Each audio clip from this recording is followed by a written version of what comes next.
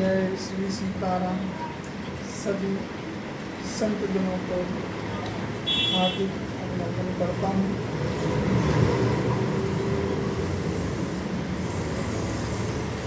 आज आषाढ़ शुक्ल पक्ष चतुर्दशी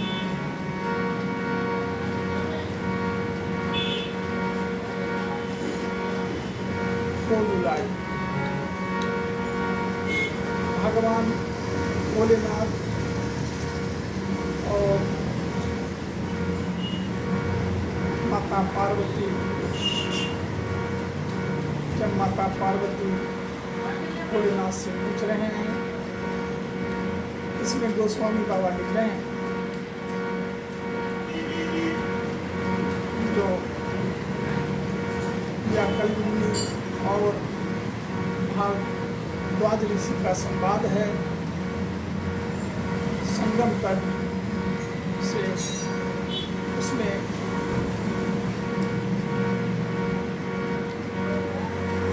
श्रीमद् भागवत पुराण में वैसे 24 अवतारों की कथा वेद व्यास जी ने लिखे हैं। भोलेनाथ कहते हैं हरि अंत हरि कथा अनंता कहा हूँ सुनहु बहु विधि सब संता। रामचरितमानस में कह रहे हैं, फिर भी हे भवानी जन्म एक दुई कहूँ बखानी। आज सावधान सुनो सुनो सुमति भवानी। द्वारपाल हरि के प्रिय दो जय अरु विजय जान सब को। विप्र श्राप ते दोनों भाई आ तामस असुर देह तिन भाई। कनक कपिसिप अरु हाटक लोचन आ जगत विदित सुरपति मद मोचन। जहाँ जालंधर के पत्नी वृंदा जी, जो अभी हमारे आपके नेत्रों के सामने वृंदा तुलसी के रूप हुई पतिव्रता स्त्री थी। आगे कथा कर रहे हैं भोलेनाथ। एक कुल कल्प सुर देखी दुखारे असमर जलंधर सन सभारे। असंभु किन संग्राम अपारा अदनुज महाबल मारे न मारा। परम सती असुराधिप नारी तेहि बल ताहि न जितहि पुरारी। छल करी तारे उतास करतो प्रभु सुर कारज दीन। जब तो ही जानो मरम तब श्राप को परिदीन। यहाँ गोस्वामी बाबा दोहा नंबर 123 में लिख रहे हैं, आगे कह रहे हैं। तासु श्राप हरि दीन प्रमाना कौतुक नीध कृपाल निधाना। तहाँ जलंधर रावण भयउ रनहित राम परम पद दयउ। एक जन्म कर कारण या एहा जहिला जहिल राम धरी नर देहा। प्रति अवतार कथा प्रभु केरी सुन करन कभी न घने की।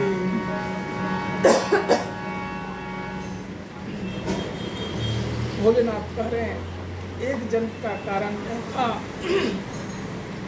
जिससे श्री रामचंद्र जी ने मनुष्य देह धारण किया।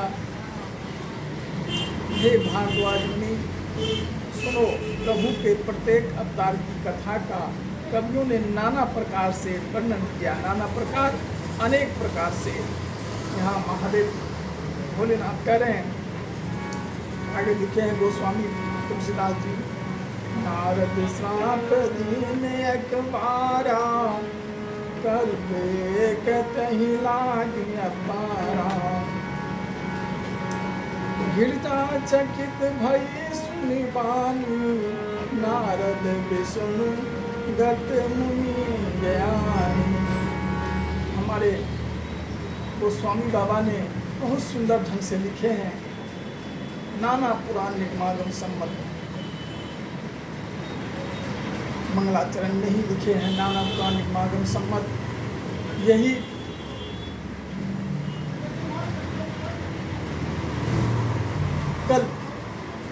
कल्प यानी एक मनवतर में 4 युग को मिला के एक चतुर्युगी बोलते हैं।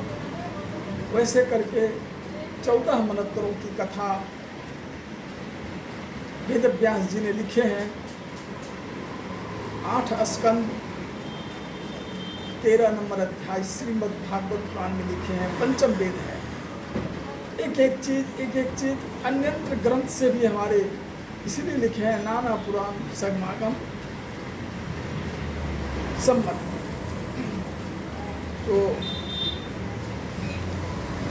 यहाँ गोस्वामी बाबा लिख रहे हैं, एक बार नारद जी ने श्राप दिया, अतः एक कल्प में उसके लिए अवतार हुआ।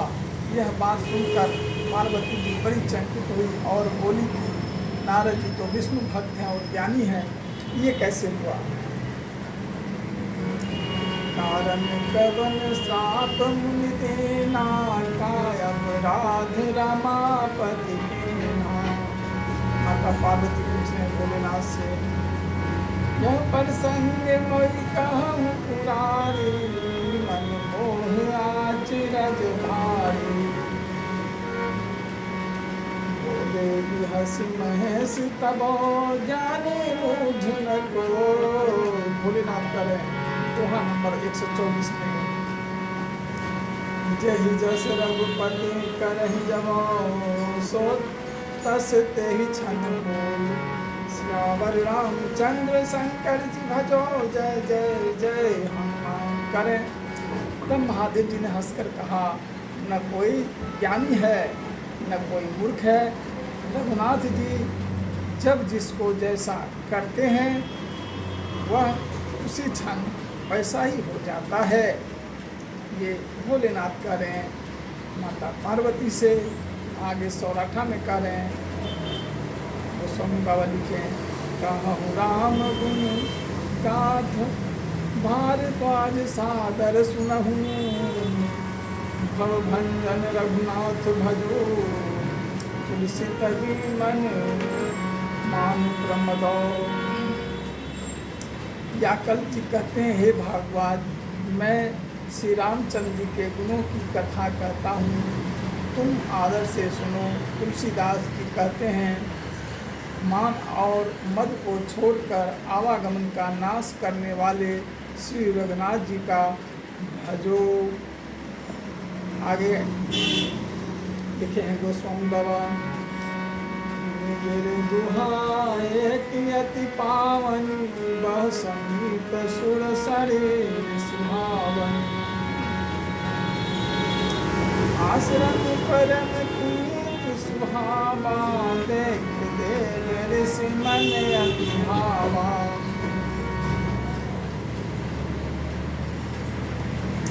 हिमालय पर्वत में एक बड़ी पवित्र गुफा थी। उसके समीप ये सुंदर गंगा जी बहती थी। वह परम पवित्र सुंदर आश्रम देखने पर नारद जी के मन को बहुत ही सुहावना लगा। शैल सरी विपिन विभागा, भयं रमापति पद अनुरागा। सुमरत हरि श्राप गति बाधि, सहज विमल मन लागे समाधि। पर्वत, नदी और वन के सुंदर विभागों को देखकर नारद जी का लक्ष्मीकांत भगवान के चरणों में प्रेम हो गया। भगवान का स्मरण करते ही उन नारद मुनि के सांप की जो सांप उन्हें दक्ष प्रजापति ने दिया था और जिसके कारण एक स्थान पर नहीं ठहर सकते थे, गति रुक गई और मन के स्वाभाविक ही निर्मल होने से उनकी समाधि लग गई।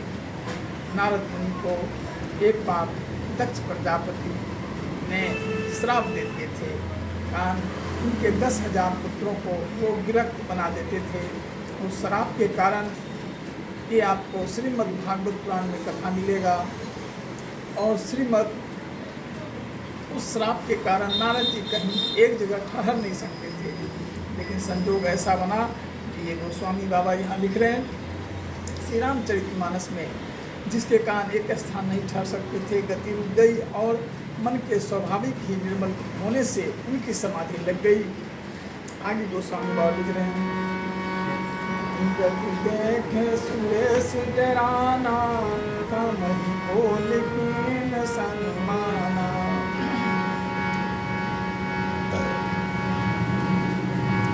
सहित सहाय जाहु हम है क्यों, चलम अरण्य जल चर के तुम। नारद मुनि की यह तमोमयी स्थिति देखकर देवराज इंद्र डर गया।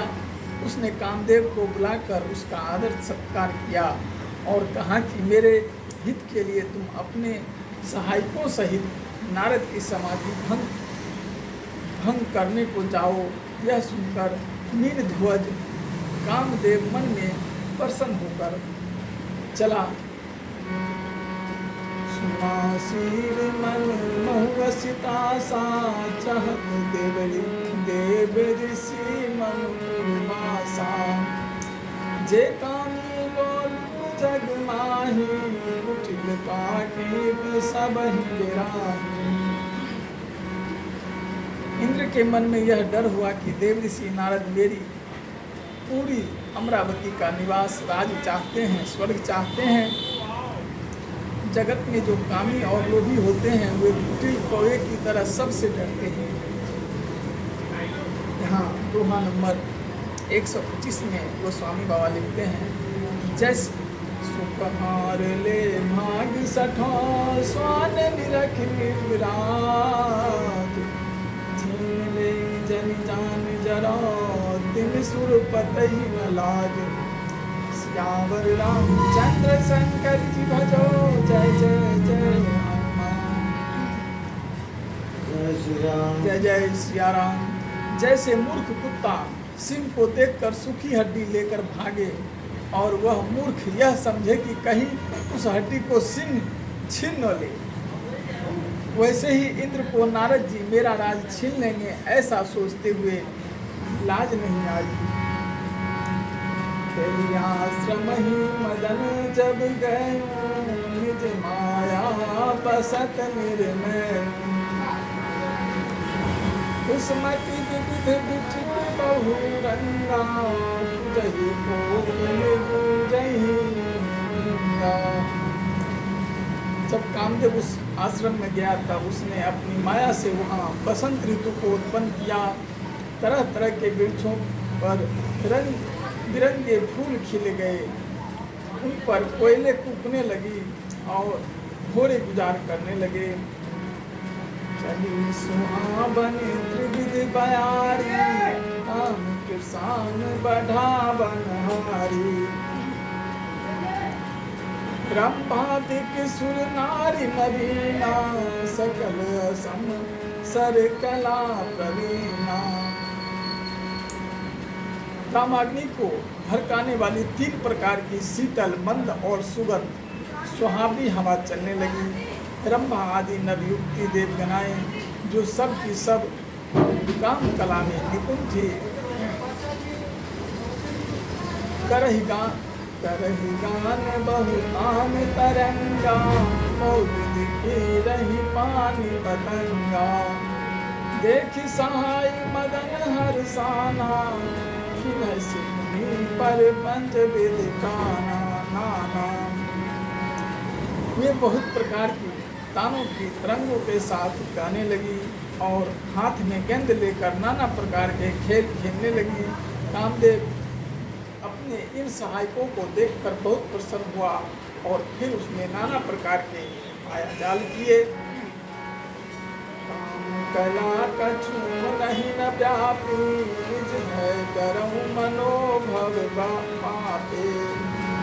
सीम के चाप सकै को तासु, पर रखवार रमापति जासु। परंतु कामदेव की कोई भी कला मुनि पर असर न कर सकी। तब तो पापी कामदेव अपने ही नाश के भय से डर गया। लक्ष्मीपति भगवान जिसके बड़े रक्षक हो, भला उसकी सीमा मर्यादा को कोई दबा सकता है क्या? हे राम, सहित सहाय सभीत यति मानिहारी मन में, गहस जाय चरण तबो कहीं सुच आरत में। सियावर रामचंद्र शंकर जी भजो, जय जय जय हनुमान। तो अपने सहायकों के समेत कामदेव ने बहुत डर कर और अपने मन में हार मानकर बहुत ही आर्त दीन वचन कहते हुए मुनि के चरणों में जा पकड़ा। बोले श्यावर रामचंद्र भगवान की जय। शेष अगले